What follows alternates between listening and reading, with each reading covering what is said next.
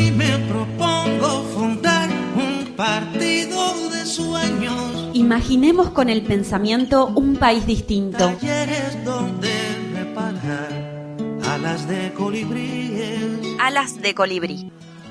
Alas de colibrí. Todos los jueves de 19 a 20 por aquí, por la COPE.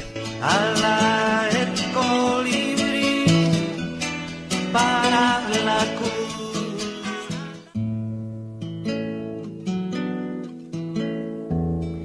Buenas tardes, estamos de nuevo en la COPE con Alas de Colibrí, el tercer encuentro. Hoy tenemos la compañía de Brenda Llobet,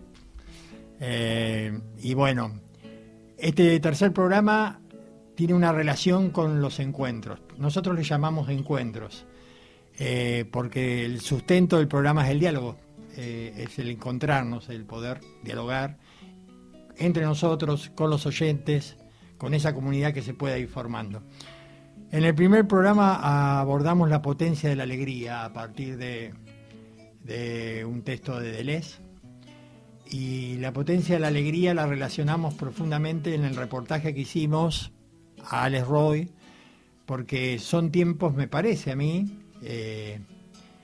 para, además de resistir, además de un poco aguantar los chubascos, son tiempos de empezar a proponer caminos.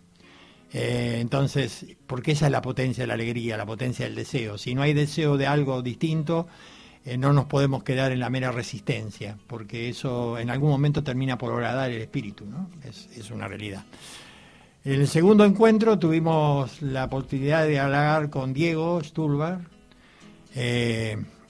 y lo que abordamos es, en esa potencia, en ese deseo, porque todo está concadenado, siempre hay velocidades y hay intensidades. Como creo, Brenda, que podés introducirte, que en la música hay distintas velocidades, distintas intensidades, está la variedad en eso, los ritmos, bueno.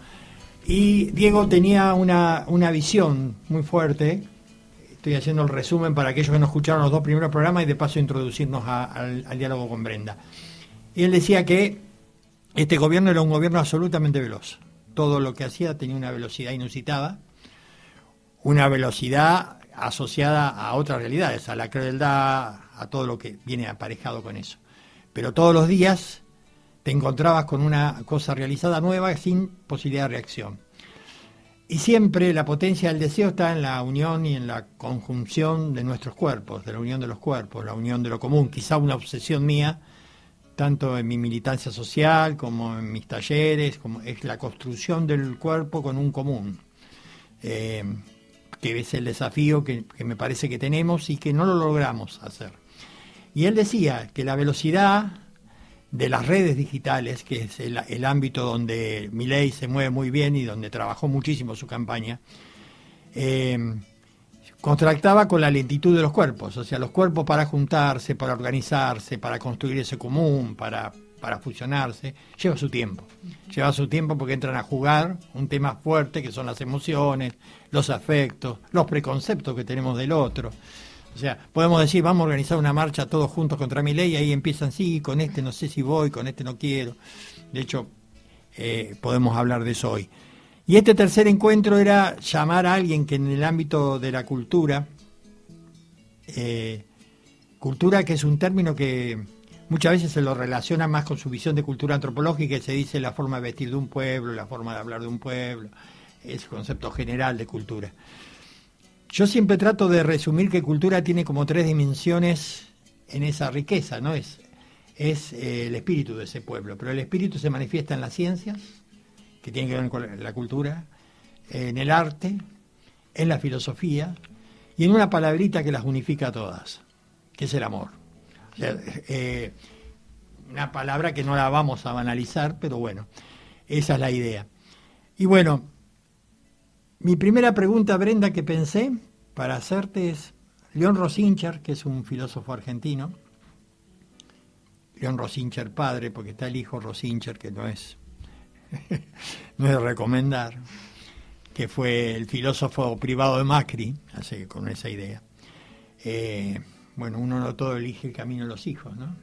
Bueno, León decía una frase que para mí controvertida, pero que la pongo en cuestión en esta pregunta. Él decía que si un pueblo no lucha, la filosofía no piensa. Y a mí se me ocurría preguntarte, si el pueblo no está luchando, ¿el arte puede pensar, la música puede pensar? ¿Cómo lo ves eso vos? Bueno, ¿qué tal? Buenas noches. Buenas noches. Qué pregunta. Sí, entiendo que el arte en sí y la ciencia, pero bueno, el arte en este caso sigue su rumbo, digo, no frena nunca. Todo el tiempo está dialogando con lo que esté sucediendo y sigue construyendo, quizás por otro camino, ¿no? A veces, y por momentos se puede como encontrar con lo cotidiano, por momentos quizás no, pero siento que sí, que sigue construyendo. Y incluso a veces de una forma más transparente o más que se deja ver más, y a veces con un poco más de velos, pero siempre está construyendo. Por eso decía que esa frase es controvertida, es una frase que por la cual giran muchos autores y la defienden, y yo creo que la lucha del pueblo le da a la cultura una fuerza singular, pero que no necesariamente se detiene el arte, no se detiene la ciencia, no se detiene el pensamiento, aunque en ese momento está el pueblo. Lo que pasa es que la fuerza del pueblo tiene que ver con esa cohesión que te da después. Por ahí esa luminosidad que adquiere y se potencia después. Lo decía porque incluso a mí en épocas de mucho aplastamiento, de entrar a cuestionar la militancia, me acuerdo que lo primero que hice fue hacer un taller de filosofía del cine. Y eso permitió que la gente pudiera, a partir de eso, volver a discutir cosas que no se estaban discutiendo. Por eso, como vos decís, el arte sigue andando. Y entonces, ¿podemos hablar de que el arte es un refugio en alguna medida? Sí, sí. Pero a la vez que refugio, en ese refugiarse está construyendo un camino. Totalmente, sí. Sí, por eso me da la sensación de que por momentos parece que no se está construyendo nada, parece que está todo como en una meseta, pero en algún punto, o tengo la esperanza, porque además ha sucedido en otras épocas, se unen, digamos, ese cotidiano que a veces es tan hostil y tan violento y también parece tan quieto y tan pasivo, se une con eso que se va construyendo quizás más desde abajo y más desde lo poético. Y en algún momento eso se cruza, no sé cuándo. ¿Y vos cómo ves en este momento, Brenda, en el ambiente en que te mueves vos, en Necochea? ¿Se están dialogando estas cosas, las están compartiendo, a partir de eso están creando? Sí, hay una necesidad todo el tiempo de estar en el encuentro. Quizás no desde un lugar tan masivo, me da la sensación. De hecho, nos hemos encontrado con otras personas vinculadas al arte, que hacen música, que pintan, que actúan. Nos hemos encontrado en algunos, en la calle, básicamente en estos meses, y decimos, falta una bandera, falta un algo más como multitudinario desde el arte. Hoy no está eso quizás tan masivo, pero sí confío en que así como participo de espacios más reducidos o de menos cantidad de gente, pero que igualmente son refugio y construcción desde el arte, entiendo que también está sucediendo en otros microuniversos también del arte. Pero insisto con que no estoy viendo algo masivo, digamos, es una comunión, digamos, en ese sentido. Vos has participado en la calle, en varios lados, nos hemos encontrado en esos ámbitos. Hubo un espacio llamado de autoconvocados, que en un momento se juntó. Y ¿viviste esa experiencia? ¿Cómo la viviste? Porque es como que eso que en un momento tuvo mucha fuerza, potencia, como que parecía que generaba una llama, como que se fue apagando. De hecho, en el primer programa, que es el que escuché, todo el tiempo se me venían a la cabeza un montón de situaciones de la asamblea. que por supuesto valoro un montón, nos valoro también a cada una de las personas que formamos parte.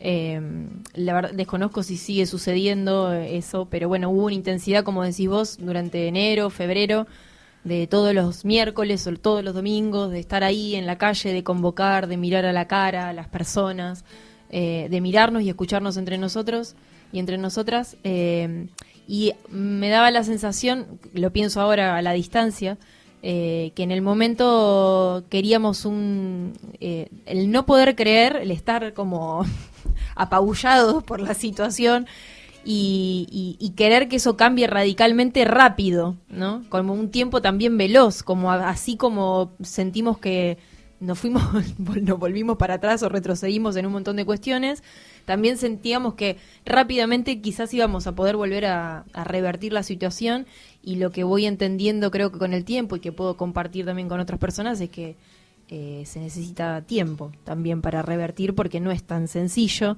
porque también, como decíamos hoy, hubo algo que se fue gestando en un tiempo más lento y se arraigó bastante, y que de repente ahí se unió y sucedió esto que es el país que hoy tenemos y que para revertirlo creo que vamos a necesitar también de ese tiempo. Y en relación a la asamblea, sí, entiendo que y sentí un poco eso, que al principio queríamos ya un cambio, o modificar algo, o despertar, como despabilar a quienes teníamos al lado, a quienes estaban en la 83 tomándose un café mientras pasábamos caminando. Y bueno, y con el tiempo creo que un poco lo que también charlaban en el primer programa, que sentíamos que, o muchas personas sentíamos de las que estábamos participando, que aparecían un poco ahí los egos, parecía muy sencillo, sabíamos en qué vereda estábamos todas estas personas que estábamos, pero estábamos ahí como luchando en la misma vereda de repente, no quizás en los primeros encuentros, pero sí se fue dando un poco eso. Sentían los primeros encuentros que había personas que aparecían ahí en la plaza, se acercaban, realmente con enojo, con frustración, con tristeza, queriendo compartir, preguntando, che, ¿qué está pasando acá? Y ya con el correr de los encuentros, sí, aparecieron algunas personalismos o cosas que tienen más que ver con las individualidades, me parece, y no tanto con algo más común, que eso, que para eso estábamos, no tanto para yo, Brenda, pienso tal cosa o siento tal cosa, sino hay algo en común que estamos sintiendo. No de hecho retomé luego algunas cuestiones de Deleuze que planteabas el otro día, de este cuerpo sin órgano, de la masa, y me parecía muy alucinante el texto que me lo compartió también una artista de la ciudad después para leerlo, fuertísimo también, en el que plantea eso sobre el perder los órganos, pero sí entiendo que hay algo de pensarnos en masa, y que esa es la potencia, digamos, y no perder la individualidad, sino con esa individualidad poder concretar algo en conjunto, que parece medio obvio y trillado, pero es como lo que tenemos que construir. Bueno, eso. ahí por eso que estás diciendo es que te voy a decir al aire lo que te dije fuera del aire. Yo creo que hay seres que son luminosos, y bueno, sos una de esas. Y lo iba a decir por esto, porque algo que charlamos con Diego el otro día, que no lo pudiste escuchar, pero que yo creo que nosotros el problema que tenemos es que nos hemos acostumbrado, y ese ha haber sido el gran triunfo del neoliberalismo. Primero, el habernos atrapado en las redes digitales muy fuertemente, lo cual uno no puede negarse a que está, sí. Pero el atraparte en eso es un lado, pero en el modo de vida neoliberal, o sea, en el modo de vida neoliberal, y que me parece que la salida a esto no puede ser dentro de la misma lógica del modo de vida, porque nos atrapa ese modo de vida neoliberal, sino por nuevas formas de vida. Y antes de introducir un tema tuyo en el programa, quería decirte que eso, en alguna medida, yo vislumbré hace un tiempo. Te conozco de hace muchos años en el sentido de cuando tocabas con a calzón, ¿cómo era? A corpiño quitado. A corpiño quitado. La primera vez que escuché eso me asombró, porque soy una persona mayor, grande, pero me asombró el espíritu de creación, de juventud, de plantear una forma de vida distinta. Fue una primera experiencia de ustedes, la escuché creo que 2 o 3 veces en distintos lugares, y después fue surgiendo tu búsqueda, después te seguí escuchando, viendo lo que estás buscando, y en alguna medida algunas de tus canciones reflejan eso de una forma de vida. Y digo porque decíamos con Diego que si no vamos creando formas de vidas alternativas al capitalismo, va a ser muy difícil la respuesta. Porque a esto que se aparece como una revolución por la velocidad, y es una revolución de derecha, más allá de lo que podamos opinar o no, nos guste Milei, sea un loquito, tenga todas las cosas que le podamos poner en la cabeza, le tenemos que anteponer otras formas de vida. Y otras formas de vida implica empezar a rescatar quiénes las pueden ir teniendo ya. Bueno, yo creo que hay gente que las está teniendo, la pienso ir invitando a charlar al programa, y también veo que hay otra gente que la tiene que está rota, que está quebrada, pero está quebrada porque no acepta vivir en el sistema y se pone de fuera del sistema. Esa gente tiene una potencia, porque no está quebrada en sí por el sistema, como mucha otra gente, sino que está quebrada porque no acepta el sistema y cuesta mucho vivir fuera del sistema hoy, porque te produce muchos dolores.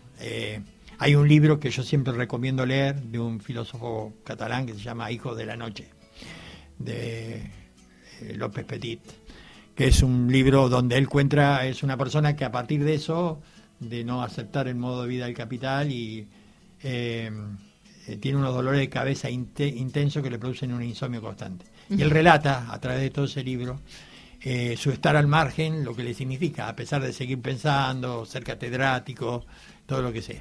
Bueno, escuchamos un tema de Brenda y seguimos con la conversación.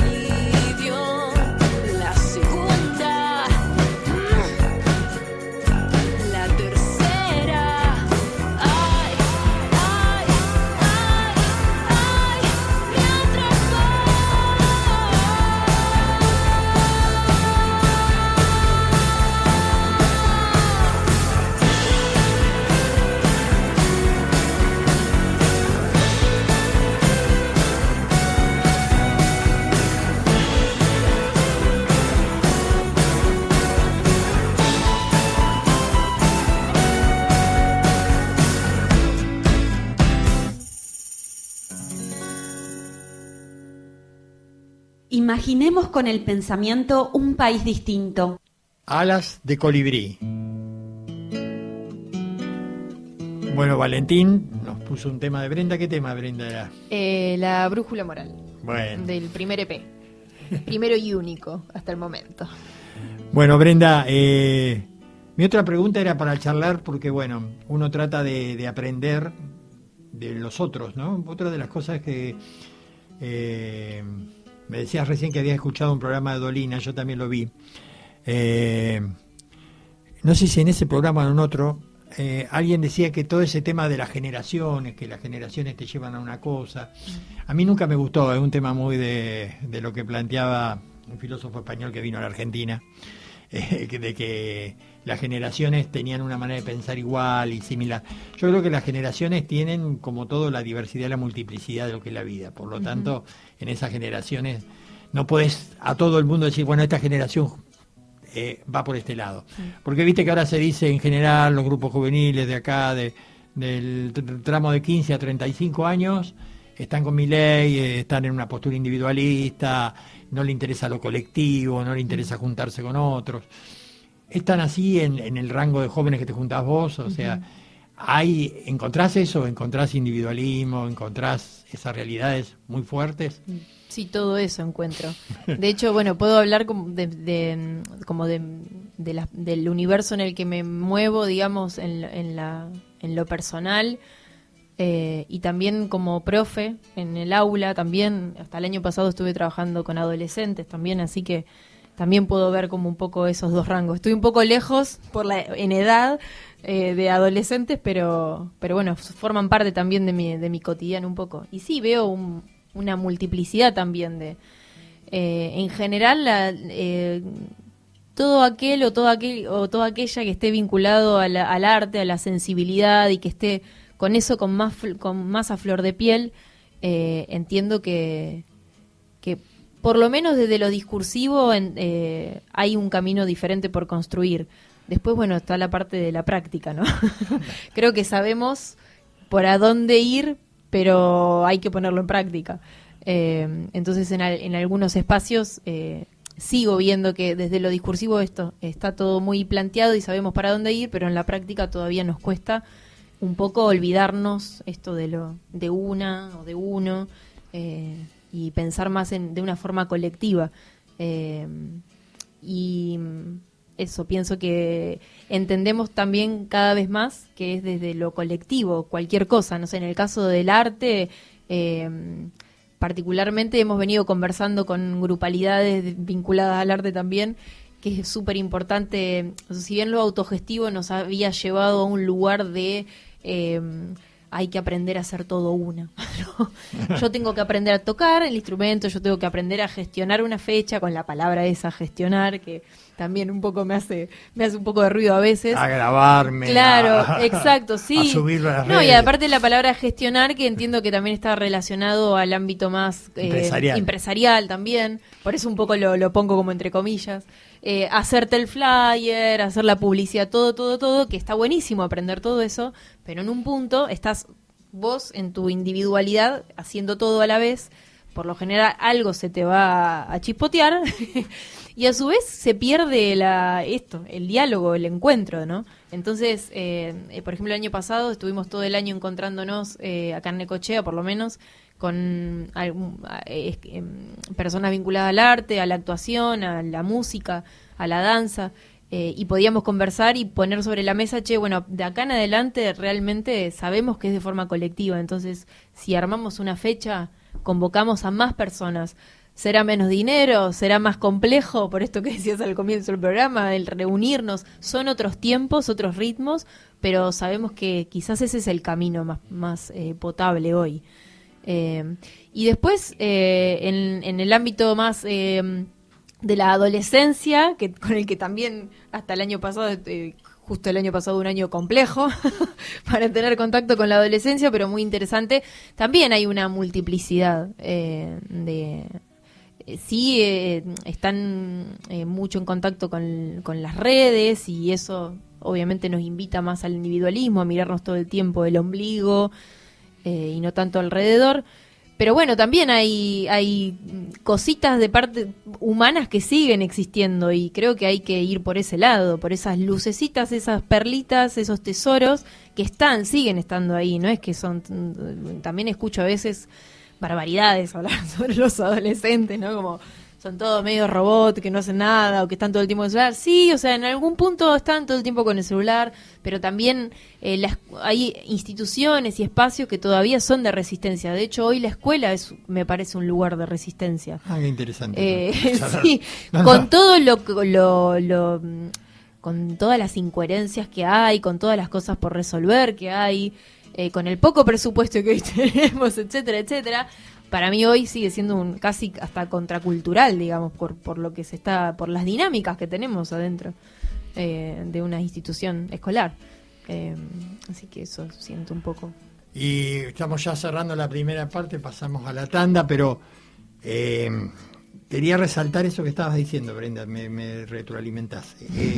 Yo creo que, porque está bien el diálogo, está bien el encuentro, está bien las ideas, pero yo creo que lo que necesitamos cada vez es componer más nuestros afectos y deseos, porque ahí es donde es más difícil potenciar, pero es donde la potencia se produce. La composición de afectos y deseos es lo que permite el común, el poder compartir nuestras emociones y procesarlas con otros, trabajarlas con otros. De hecho, ellos saben dirigirse a las emociones. Cuando digo ellos, digo los que trabajan con esto, y generar pensamientos tristes, ¿no? Espíritu triste. Y nosotros tenemos que componer afectos y deseos. Por eso esa tarea es de ideas, pero también de afectos, de emociones, de recuperar Yo creo que la pandemia nos marcó mucho en ese tiempo porque nos alejó del contacto corporal y del contacto visual, del contacto afectivo, afectivo en cuanto a la presencia de los cuerpos, y nos marcó mucho. Y necesitamos recuperar eso cotidianamente, volver a sentir que el cuerpo del otro no es peligroso, o sea, que es la posibilidad de unir fuerzas, de potenciar deseos. Y dejo ya abierta la pregunta para el restito que nos queda del próximo bloque, es ¿cuáles son tus deseos, Brenda, para estos tiempos? Alas de colibrí. Filosofía para estos tiempos.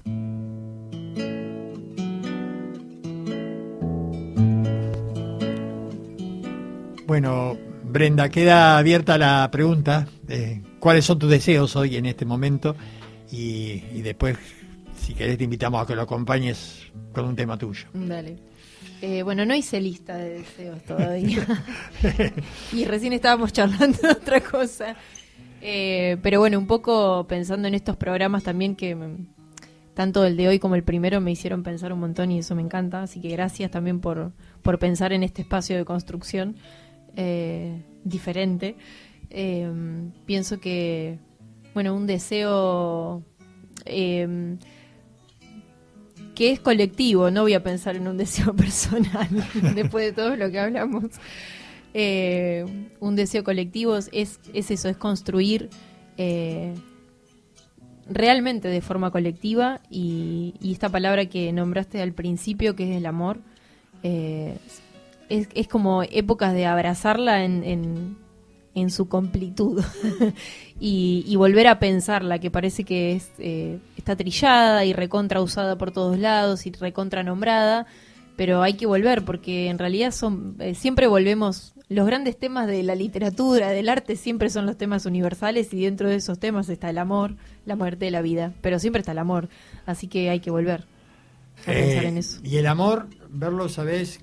Me parece que al amor lo tenemos que ver en la línea de lo que hablábamos de las velocidades, los ritmos, los deseos. Yo siempre digo, uno se enamora de algo, hay enamoramiento primero y es toda la potencia, el deseo, la fuerza en ese momento. Después que pasa ese enamoramiento fugaz con toda la cosa, ahí empiezan a hacer el amor. Y el amor tiene de tarea es adecuación de velocidades, adecuación de ritmo. Claro. El otro nunca va a ir al ritmo mismo que yo quiero ir, saber percibir el ritmo del otro.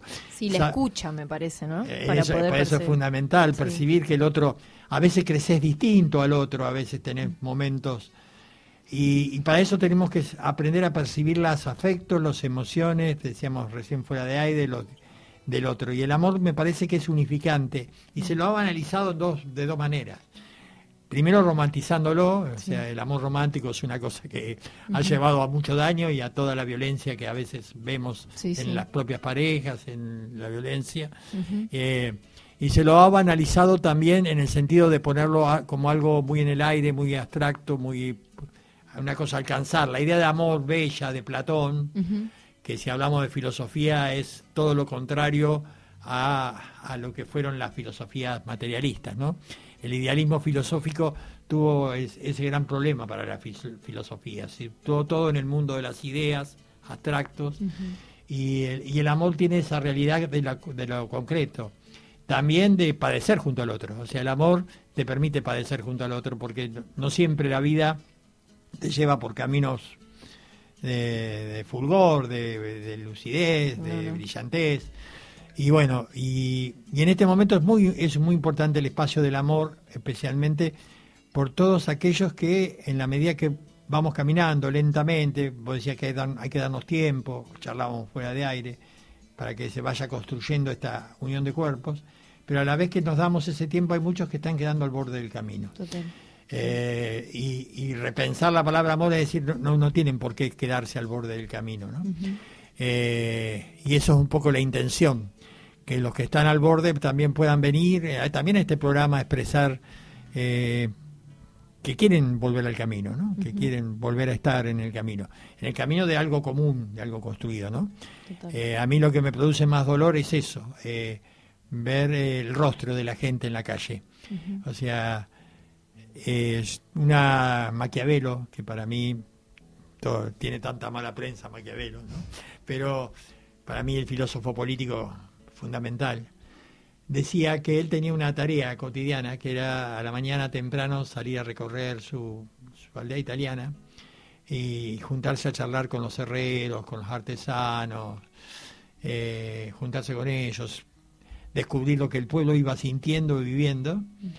Se ponía para eso sus ropas más rústicas y populares y hacía eso. Y después volvía a su casa, se bañaba, lo que sea, y se ponía a dialogar con lo otro, con los otros amigos, que eran los autores, los libros.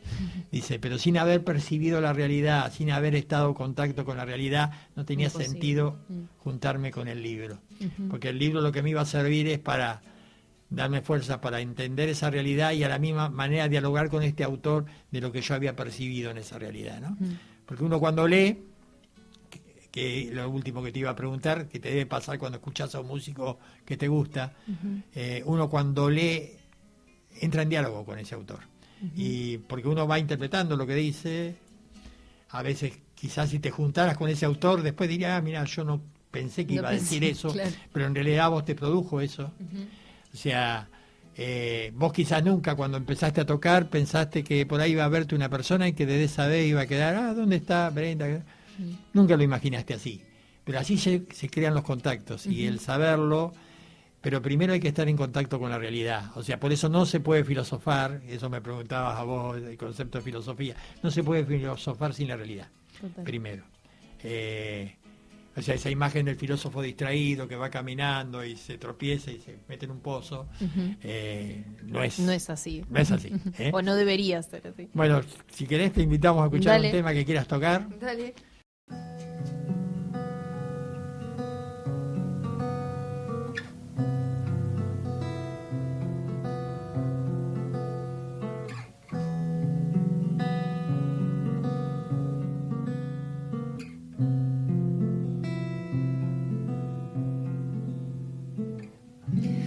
Llego a casa, son más de las 3.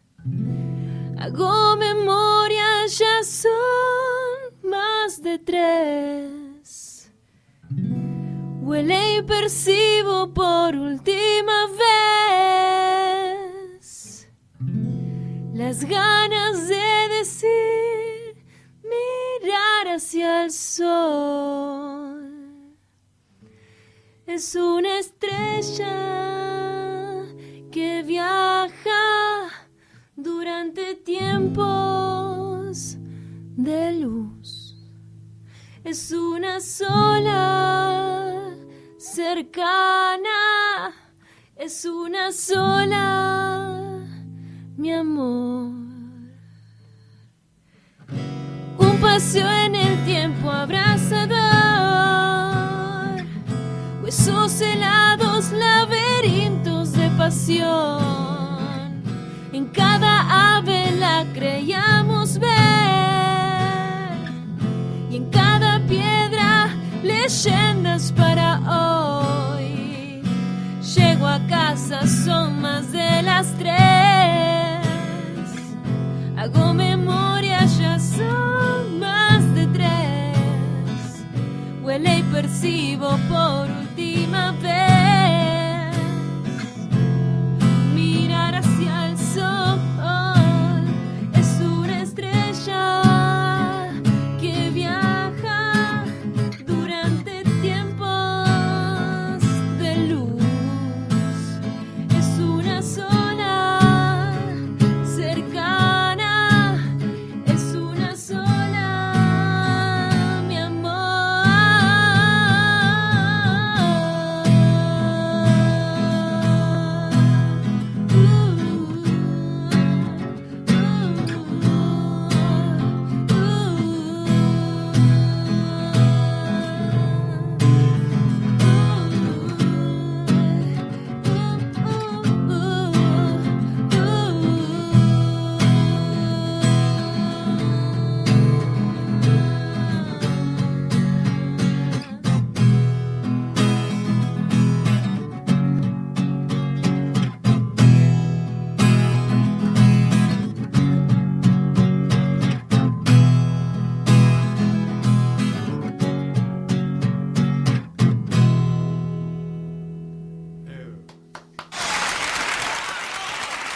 Bueno, Brenda, Gracias. maravillosa canción. Gracias. Y ahí entra a jugar, bueno, vamos cerrando el programa. Creo, ¿cuánto nos queda? ¿Todavía tenemos tiempo? Tenemos para seguir charlando, entonces. Muy bien. Un ratito y vamos cerrando.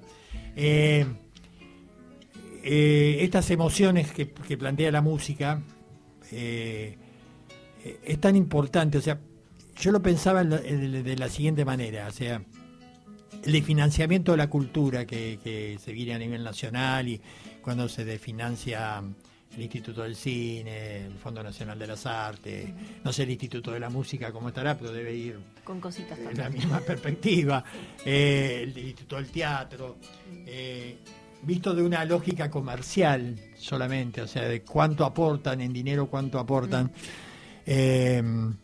Construir una nación, construir un común, construir un territorio donde podamos habitar todos, es una tarea que si falta el arte, que si falta la ciencia, que si falta todo esto, es casi imposible.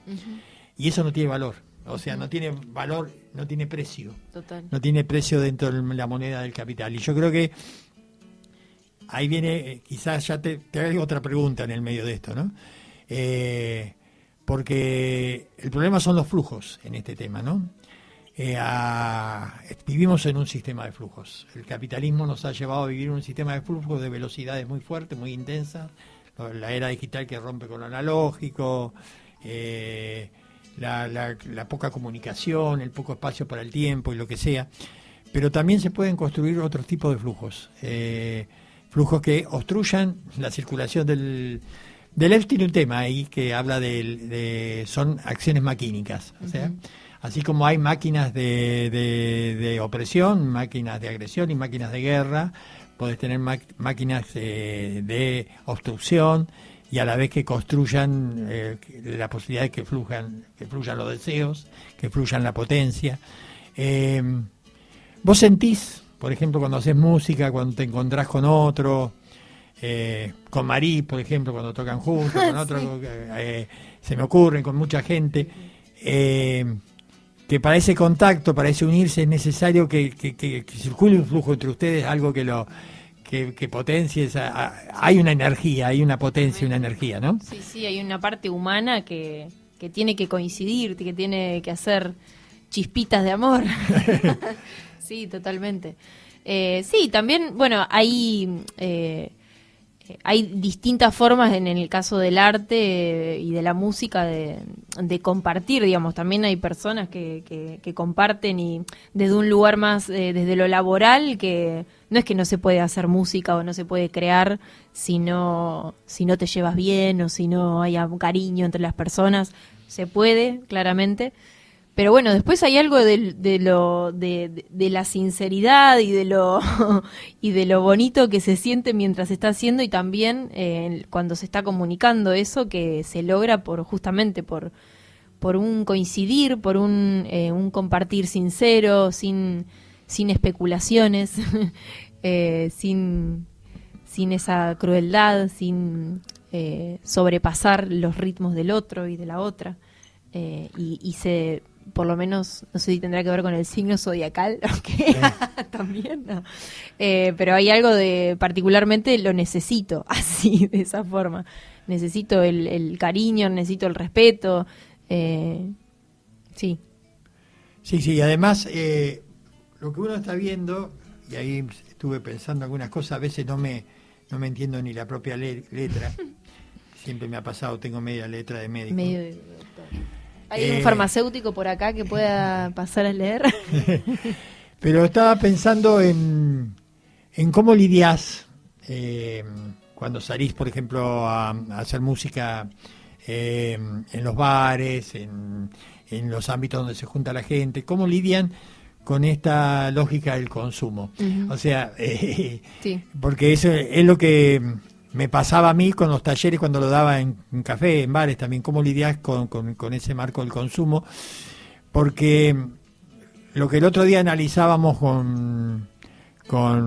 primero con Alex y después bastante con Diego Stulberg, es el hecho de cómo la imagen del consumidor en la Argentina fue ganando peso sobre el ciudadano. Y se hubo una reforma constitucional en el 94, y el artículo que se reformó muy fuerte es el 14, donde habla ya de derechos del consumidor. Uh-huh. Cuando hablamos del derecho de consumidor, hablas de personas que puedan consumir. Uh-huh. Y sabemos que hay muchos fuera del consumo, o sea, que no pueden consumir, que uh-huh. no pueden llegar. Mi pregunta es, ¿cómo lidiás? Me acordaba de una canción de Charlie, vieja, ¿no? ¿Para quién canto yo entonces si los humildes nunca me entienden? O sea, ¿cómo lidiás? ¿Se entiende la pregunta? Uh-huh. ¿Cómo lidiás el exponer tu música en ámbitos no es el único ámbito donde la exponés, pero en ámbitos donde hay consumo y donde sabés que por ahí hay sectores que no pueden llegar nunca? Uh-huh. O sea, eso a mí a veces me martiriza. O sea, cómo llevo el lenguaje a aquellos que siento que también me pueden enseñar desde su... Sí. Que son muchas cosas. Sí, pienso dos cosas sobre eso. Pienso en los lugares que habitamos, como decís vos, no sé, una cervecería o lugares así, que hay eso, un consumidor, o que hay unas expectativas, o que se dan unas dinámicas. Y por otro lado también lo pienso en cuestiones de poética o de escritura, por ejemplo, ¿no? Hasta dónde, esto que decía Charlie, ¿no? Si nadie me entiende, ¿para qué escribo? Y sobre lo primero, sobre lo de los lugares, hay épocas, o sea, hubo épocas en las que creía que, no es que no lo sigo creyendo, pero sí hay algo de la energía de uno que está re bueno estar también en esos lugares, aunque quizás la mitad del público esté comiéndose una hamburguesa mientras vos estás poniendo todo tu corazón ahí, como nos ha pasado, o que te pida cantarle el feliz cumpleaños a alguien cuando vos acabas de terminar de cantar una canción que le escribiste con todo tu amor, y uno sabe que esos espacios hay como distintos, hay intereses encontrados, un poco como la vida también, digo, hay algo que es interesante de estar en esos espacios, porque es como una parte de la vida que está ahí sucediendo mientras uno está tocando, como que se juntan. Sí, pero bueno, tampoco se pueden crear burbujas donde todo esté... Siento que por momentos está bueno crear la burbuja, donde todas las personas que... no lo pienso como de forma absoluta, o me cuesta pensarlo de esa forma. Está buena la burbuja porque lo que se genera potencialmente entre todas esas personas que están ahí por una razón o por varias razones, pero que coinciden porque van predispuestas a escuchar, a participar, a estar de forma activa de esa situación, como nos ha pasado, no sé, la última fecha que hicimos en PDF, que teníamos que juntar dinero para hacer un videoclip y fue un montón de fueron un montón de personas y fue increíble. Eso fue una burbuja, somos conscientes de que fue una burbuja, pero por el otro lado también está la otra situación del, bueno, compartir con la vida misma, o con parte de la vida. Y por el otro lado, me encanta poder estar también eso en la calle, en formar parte de manifestaciones, formar parte de fechas importantes. Lo último fue también acá por el Festival por la Ciencia, en la Avenida 10. Y por el otro lado, pienso en esto de las letras, que también son una temática interesante de... Si me la paso escribiendo metáforas, no sé qué tanto público me puede llegar a entender, no sé, todo el mundo no te entiende. No por una razón o por una intención de subestimar, sino porque hay cuestiones típicas del lenguaje y de recursos y de que uno va aprendiendo y adquiriendo conocimientos, pero siento que siempre hay algo que se puede, no creo que porque una canción sea toda llena de metáforas y de cosas que no se entienden tan fácilmente, no creo que nada de eso llegue, digamos. Hay algo en la musicalidad. Hay un lenguaje propio de la música sí. que es parte de de la humanidad, digo. El ritmo, la percusión, todo eso también forma parte. Una palabra, ¿no? Y también a veces en la composición, a veces cuando lo pienso, que no siempre está todo ligado tan a la razón, pero a veces cuando estoy pensando, me gusta también poder construir con un poco de metáfora porque siento que la metáfora o la poética es una forma distinta también de construir el mundo, entonces no la puedo dejar de lado para mí. Spinetta por lo menos nos dijo eso muchas veces, que un poco es eso el arte, ¿no? Volver a mirar la nube que veo todos los días y tratar de describirla de una forma diferente. Y ahí me gusta ese lugar también. Ni siquiera tenemos que tener miedo de explicarlo, Brenda. No. Porque eso es un poco como darle la batalla ganada al otro, sí, ¿no? Sí. A ese idioma tan procaz, ¿viste? Tan Total. fácil, tan directo y tan cruel. Y la poética, el pensamiento, el poder desarrollar un encuentro de pensamiento, como yo lo siento, la filosofía sin la posibilidad del encuentro de pensamiento, sin el otro que te interpele, sin el otro que te agregue de repente una idea que, mirá, por acá va el camino. Todo eso que se va dando necesita de eso. Y porque es un juego también, ¿no? Como es parte del juego, el juego del lenguaje también, no es mucho más ni mucho menos que eso. Sí, sí. Y los juegos del lenguaje son los juegos de la vida. O sea, porque no sé quién decía últimamente que el problema no está en el medio. Incluso, suponete, si tenemos ahora demasiado... Mientras no destruyan el lenguaje, vos a través de cualquier medio, mientras el lenguaje pueda seguir teniendo la potencialidad que tiene los tipos de lenguaje, ¿no? Está el lenguaje oral, está el lenguaje escrito, está el lenguaje musical, está el lenguaje pictórico. Recién acá estuvo una pintora de cuadros, o sea, hay un lenguaje en eso. Que a vos te puede decir algo y no te puede a otro nada, pero te permite un diálogo, ¿no? Total. Aunque sea el rechazo, no aunque importa. sea así, sí. A mí me ha pasado estar en lugares de exposiciones y ver un cuadro, suponete, y todo el mundo diciendo, uy, qué maravilla, y yo digo, no me está pasando nada. Pero lo que ha provocado es el diálogo. Entonces, eso es importante, ¿no? Porque si no, como hay el riesgo de que necesariamente todos tenemos que decir lo políticamente correcto. Total. Incluso cuando algo que el otro hizo, mira, esto no me gustó. O lo literal también, porque me parece que hay una puja también entre lo que es literal y lo que no. Y de hecho he tenido esta conversación también con personas que escriben canciones, que es como, yo si no escribo algo que no entiende la otra persona, no lo voy a escribir. Bueno, no sé, todo tiene que ser tan literal, ¿viste? Lo que hacemos y lo que decimos, si no el mundo, o sea, ¿dónde queda la fantasía? ¿Dónde queda el juego? ¿Dónde queda esto que decía Dolina en la entrevista, ¿no? Como que también en esa fe en la poética es un poco eso, la fe en la humanidad, de alguna forma. Sí, la fe en la imaginación, ¿no? Sí. O sea, Spinoza desarrolla toda su ética absolutamente racional. Y cuando llega el que cree que es el conocimiento más perfecto que puede haber, lo entronca en dos conceptos. Que dice, pucha, construyó una ética en el sentido geométrico toda racional, y los dos conceptos centrales de su conclusión es la imaginación y la intuición. O sea, uno llega a la verdad. Hay un momento que a mí me pasa cuando por ahí estoy pensando en una clase, o la he podido escribir, o lo he podido mostrar. Es decir, intuí algo. Y esa intuición es un valor de conocimiento muy profundo. ¿Se entiende lo que te estoy diciendo? La intuición se la ve como una cosa, como si fuera un sentimiento. No, la intuición tiene que ver con mucho que has construido racionalmente y has ido pensando, y de repente hay una iluminación que te dice, esto está. Se revela. Pero tiene que ver con tu capacidad de imaginar, ¿no? Es decir, la perdés, la capacidad de imaginar, porque lo haces todo literal, porque decís, bueno, hay que responder a esto, hay que dar... o consumimos también todo lo que está dado, ¿no? Claro, Sí. claro. Bueno, ya vamos cerrando, Brenda, la verdad que se hizo corto, podíamos haber charlado mucho más.